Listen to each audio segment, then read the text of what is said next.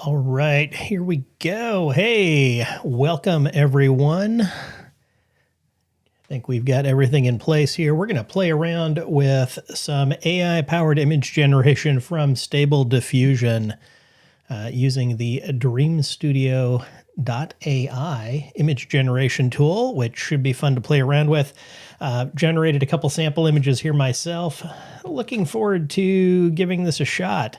Hey, if you want to say hi in the comments, in the chat, would love to know who's here. Would also love to get a quick sanity check, make sure the audio and video are working. Right now you should be seeing my mugshot, but we're going to switch over to a picture-in-picture view here as I get going into the software. So for those of you who were here, I guess it was about 2 weeks ago, I did a similar live stream using the DALL-E, I need to come up with the correct pronunciation on that project from the OpenAI Labs. And we had some fun. I attempted to replicate a few images of mine that have been competition images in the past.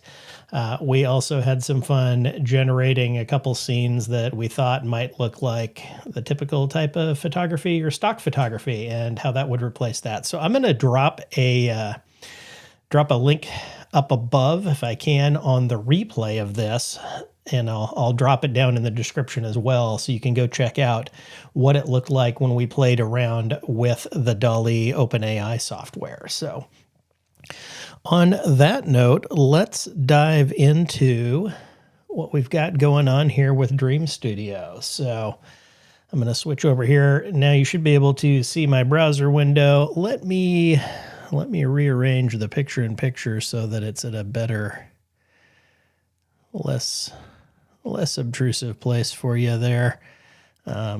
Move my mugshot down to the lower left-hand corner of the screen here so you can kind of see the controls that we've got over on the right. So this is the Dream Studio interface from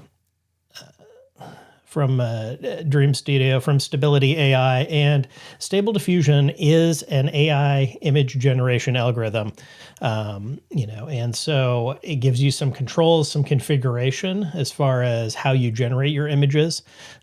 The way that this beta product works, you get a limited amount of image generation credits essentially for beta testing. You can then purchase additional credits to play around with that. And so let's dive right in, right? Let's not keep delaying.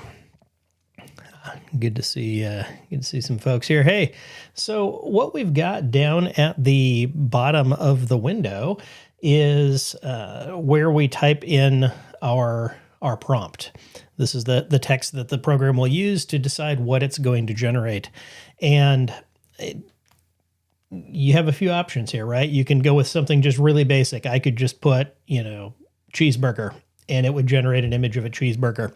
But I also have the ability to give it some prompts to tell it a little bit more about what am I looking for, right? What type of cheeseburger do I want? And, so let's kick this off similarly to how I did the DALL-E one. I'm going to move that window out of your way. So let's start by attempting to replicate a kind of a fine art type image here. I'm going to move that over onto the screen so you can see what we're going for. We've got an image of a yellow hot air balloon, which is just above the ground over a brown field. There's a long shadow off to one side. In the background, we have a variety of green farming fields. And so let's see if we can get that generated. Let's see if we can get that generated from our AI here. So one of the things that we can do as we give it the prompt is to tell it that we want a realistic photo and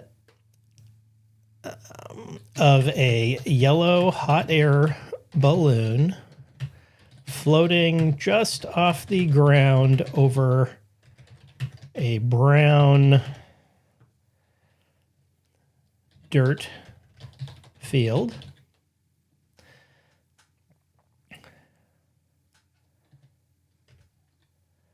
Surrounded by several green fields of farmland. And we had that long shadow in there as well, surrounded by green fields of farmland. Realistic vanilla yellow balloon floating off the ground over a brown dirt field with a long shadow of the balloon to the right. Some of this, I think, is all going to be in phrasing. Let's say with a long shadow to the right of the balloon, surrounded by several green fields of farmland. Over on the right-hand side, we have the options that we can choose as far as how do I want this resulting image to look. And depending on the options that I choose, it'll use a certain number of my image generation credits. It starts out with a small image. Let's make this a big image, right? I'd like to be able to show the resulting image and use it in a couple different places. So I'm going to come up with an image that's 1024 by 768. It should give us a good rectangle that we've got there. And if you have any input or thoughts, feel free to drop those into the chat. I'd love to hear what you think. It talks also about the CFG scale. Essentially, this is how close to the prompt does it go versus giving me, a more creative take on things, for lack of a better term. So I'm going to go ahead and tell it, I'm going to boost that up. Looks like the maximum is 20. I'm going to boost this up to 15 and say, hey, I want this to be pretty close to my prompt, and let's see what we get as a result. So I'm going to go ahead and hit the dream button down below, which will kick off the image generation. It's going off here. The robots are doing the magical computing things right now. So we'll see how this goes. If you've played around with any of these image generation tools, I'd love to have you, drop a note into the chat and let me know what your experience has been, whether it's with Stable Diffusion or with DALL-E or with, there's a few other programs that are out there. I just saw something come across about an iOS-based image generation program. Well, this is kind of interesting what we got here as a result. One of the things with this Dream Studio is that it doesn't save the images by default. And so what I'm going to do here is I'm going to copy the text that I used. Oops. Copy the text that I used to generate this and then save that image using that text so that I know what it was. So, hey, it gave me an image of 3 hot air balloons over a green bit of farmland. I asked for a long shadow of the balloon to the right, or how did I phrase it? Yeah, with a long shadow to the right of the balloon, and I got shadows on the left side of the balloons. So that's kind of interesting. I believe this is a product actually out of, I think it's out of the UK. And so maybe this is related to the fact that they drive on the wrong side of the road over there. We get the shadows on the wrong side of the balloon. No offense to any of my UK audience. Love you all. I'm actually like half English Canadian myself. So it's all good. But looking at this from our prompt and what we got generated here, so it's interesting to see, obviously the shadows are on the wrong side. There's also something goofy with these shadows, right? We see the shadow, especially on this balloon over on the left, doesn't really seem to be related to the shape of the balloon whatsoever. The shadow in the middle is a lot closer to the shadow of the elongated shadow that was in my original image. If I bring that back over, you can see that you can get a really long, skinny shadow from a hot air balloon image like that, which that one's not too bad. And that balloon over there on the right is completely magical and generates no shadows whatsoever. So there's that. I asked for it over a dirt field. We didn't get the dirt field. We did get interesting farming fields around the background. So there's that. That was a thing. Interesting to see how that went. I want to kind of mess around with a different image that was one we had fun with on the DALL-E image generation. This one's a lot harder to describe if we're going to try to match it.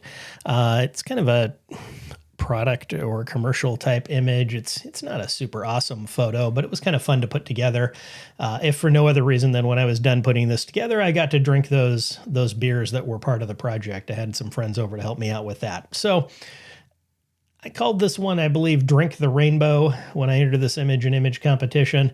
Let's see what we can do to replicate this pot of hops sitting in front of these 6 different beer glasses with beverages whose shade ranges across the thing. So let me go in here. Let me clear out the prompt that I'd given it there. And so let's give it a different prompt. Let's see. So I want a realistic photo of a black kettle filled with hops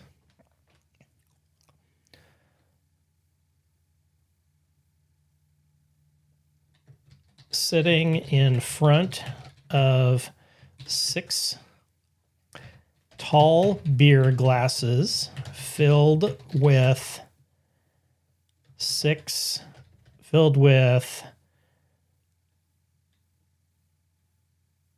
different colors of beer ranging from dark on the left to light on the right. Black kettle filled with hops sitting in front of 6 tall beer glasses filled with different colors of beer ranging from dark colored beer on the left to light colored beer on the right. What else do we want to tell it here about this photo? Oh, it's on a white table with a blue background. Blue kettle filled with hops sitting on a white table.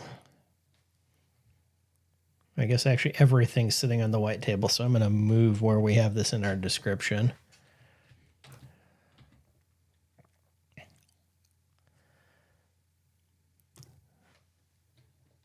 On a white table with a light blue sky background behind them. All right, let's see what we can do here. I'm going to keep the settings over on the right, I think, to the same. We're going to let's actually generate a couple. Let's generate 3 different variations of this and see what we get here. So let's dream this up. We've sent these AI image robots off to dream up my beer photo. While it is doing that, I think it's interesting as we look at how these AI image generators are going to affect photographers. Clearly the first places that we're going to see impact are in uses where maybe stock photography is a thing. Somebody's looking for kind of a generic image of something, or they're looking for an image where they need something specific in mind, but they don't necessarily want to hire a photographer to create something entirely custom. And so we got some images back here. I'm going to hit this down. I'm going to copy my description here, and then I'm going to hit the download all button. Let me just, where did it save those? That's a great question.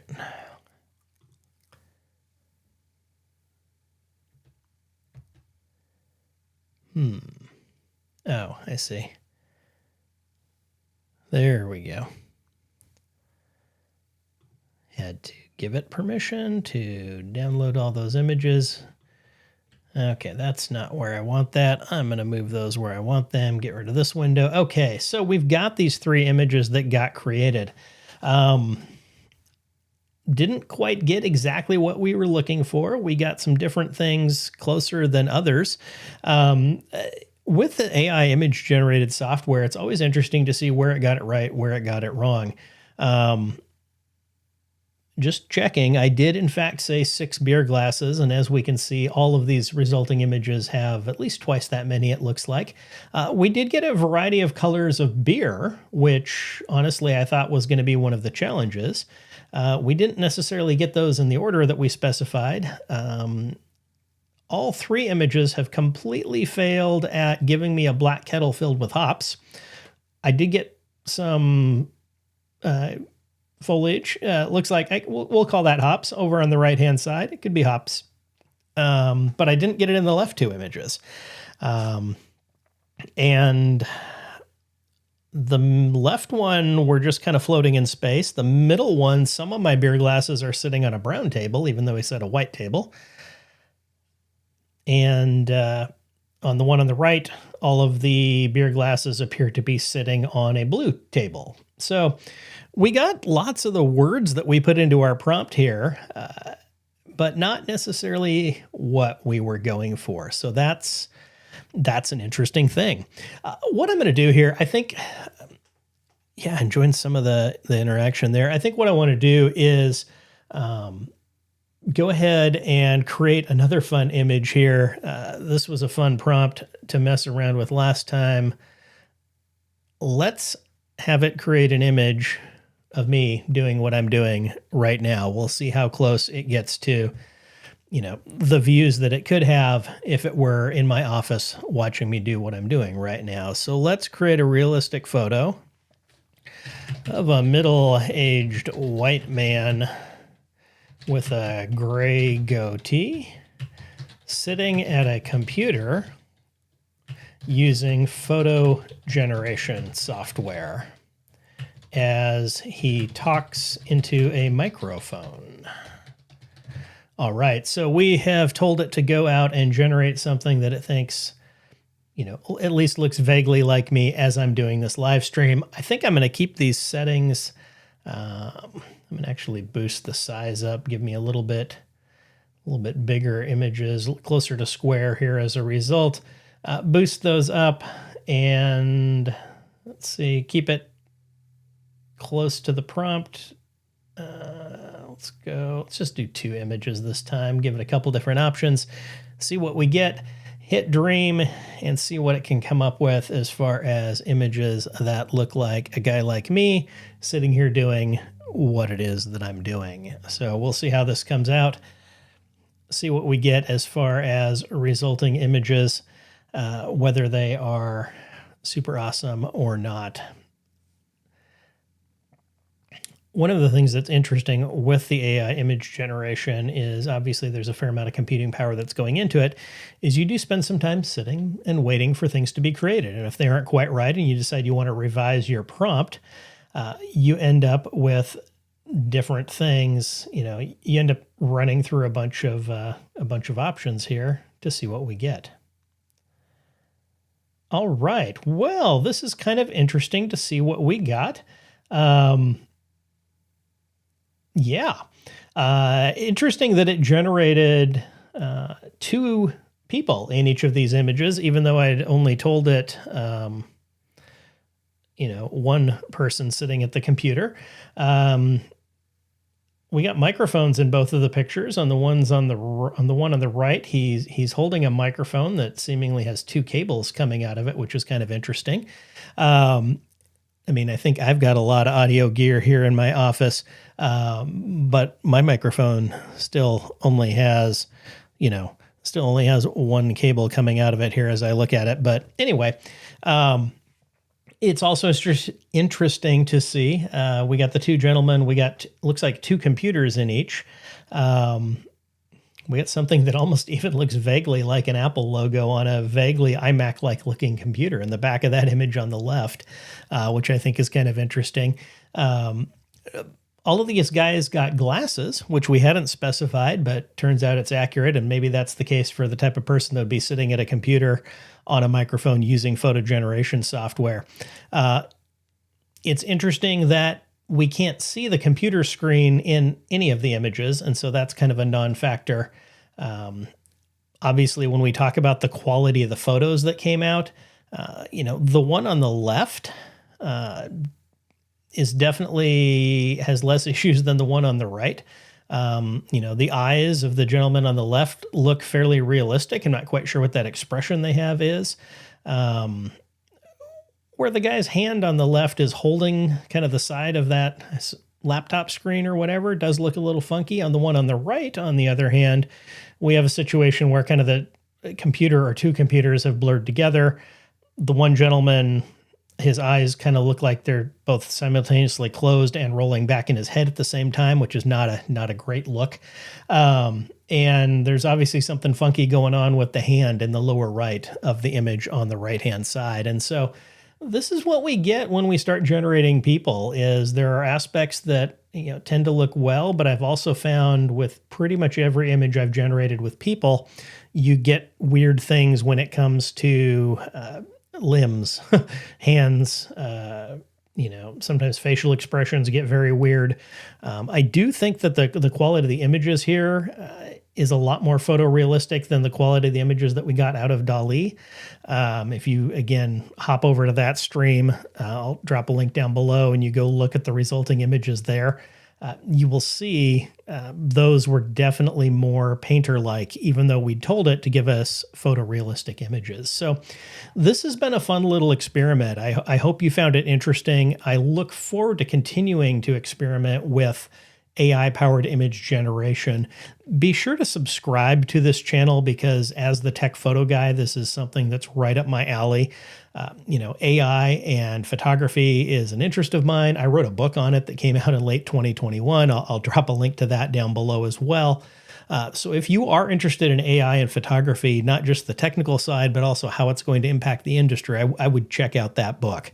That said, I'm looking forward to playing around with more of this stuff. Thank you to those of you who joined me live. I enjoyed having you here. This is fun to do. And if you're watching this as a replay, again, subscribe to the channel and be sure to come back for more photo AI goodness in the future. It's a fun AI future that we've got going out there, and I'm looking forward to it. Until we chat again, take care, everyone.